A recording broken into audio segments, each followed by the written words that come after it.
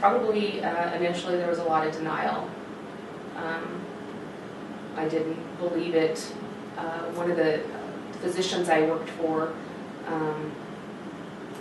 had me get the slides, and he took it to several of the hospitals that he was on staff at, and got probably about 2 or 3, 4 or 5 maybe different opinions to make sure that because it was a stage 4 already by the time I was diagnosed.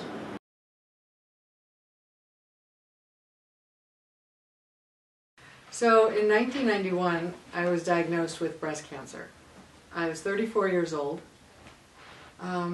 The cancer was found because I had a hard lump removed from my underarm. Within 10 days, I was having surgery for a modified radical mastectomy. They removed the breast tissue, they removed the lymph nodes, all of them on that side of my body, in the underarm, and my life became very regimented. 16 weeks of chemotherapy, every other week in Salt Lake. You knew what you were doing every single day, when I was going to take a nap, because chemotherapy is really hard on the body. I liken it to, it uses your energy that your body has, like the car uses the gasoline, and you need to keep energized through food, through rest, through some exercise.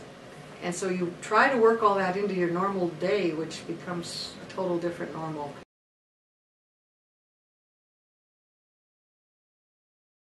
I had found a lump that it wasn't down on my breast, but it was more towards my armpit.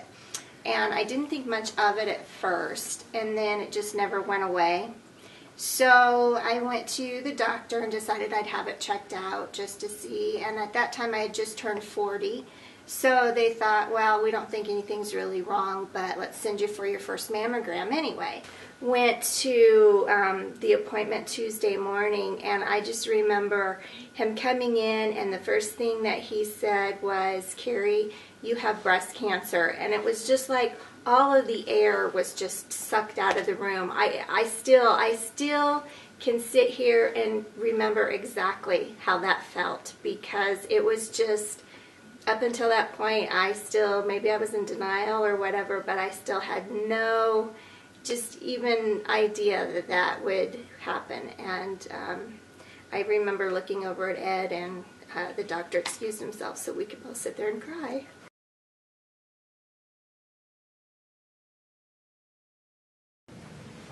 It was August of 2012. I was getting ready to leave home to come to college, but during that time, my nose started bleeding a lot, and I was just like, well, they're just allergies, you know, the air here is different, my room's a little bit drier. But then actually, this nosebleeds kept getting just worse. Like, they were like non-stop nosebleeds, and like, it was so gross, because like, I could fill up pretty much like a sink, like halfway of a sink just with blood.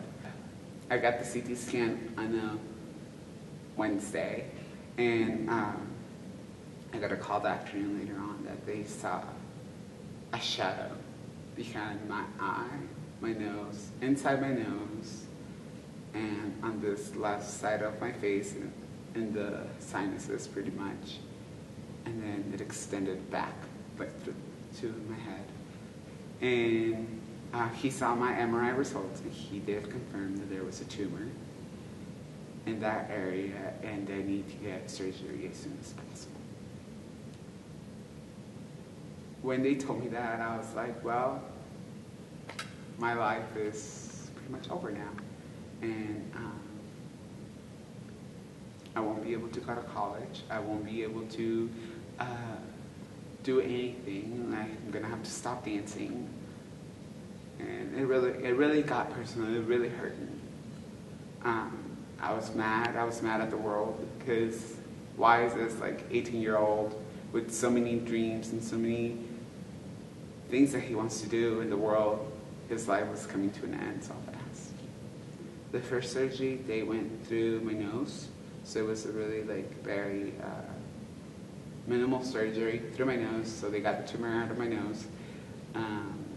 They did an incision by my mouth, like inside my mouth, and lower the jaw, and broke the sinus bone that we have here and went through so they could get to the tumor that was in the back. So they did that. I have a titanium plate on this side of my face.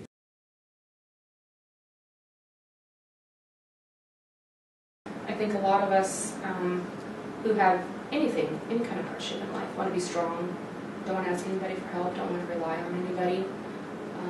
But you need to let your family help, you need to let your friends help. They can help you in so many ways, and it helps them in so many ways. I just come to appreciate everything every day. I've heard people say, oh, it's awful.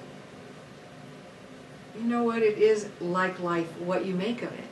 I have gone places and done things and met people that I probably never would have seen if I had not had cancer. Because of the cancer, I suddenly thought of my mortality. Oh, I could die. I never thought of that. Otherwise, I didn't think about, the car wreck, the drunk, the bus, none of that. But when it's a disease that could take your life, it's like, oh, hang on. And you just sort of reassess everything and go forward and dismiss those things that truly are petty in life. And although they may be major to other people, if they're not major to me, I don't have to embrace them. I can listen, but I just let it go. But it's all about educating yourself, getting information, reaching out, and asking other people for help.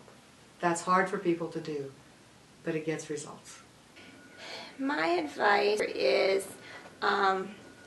eat no matter what.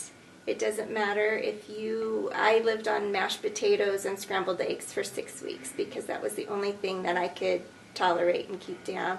But eat, because, that's the only way that you keep your energy up. 2 is that it's okay to cry no matter what and no matter where. I cried in the middle of Walmart one day when I was just doing grocery shopping because nothing sounded good to eat. So here I am pushing my shopping cart, throwing things in, bawling my eyes out, having people watch me, but that was okay. And then I think the biggest thing I would say to someone who has breast cancer is that it's not a death sentence. It's not necessarily the end of anything. It's maybe a push to do what you want to do, or live your life, keep going. I worked through chemotherapy and radiation.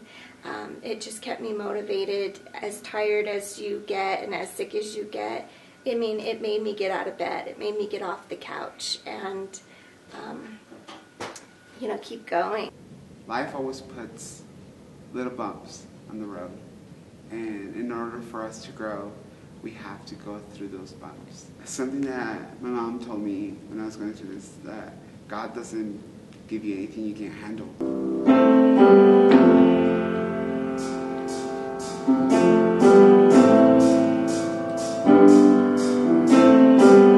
Just think about all the stuff you want to do still here and on earth and help other people. Don't give up. Never give up. Don't give up. Keep fighting because you're going through it for a reason.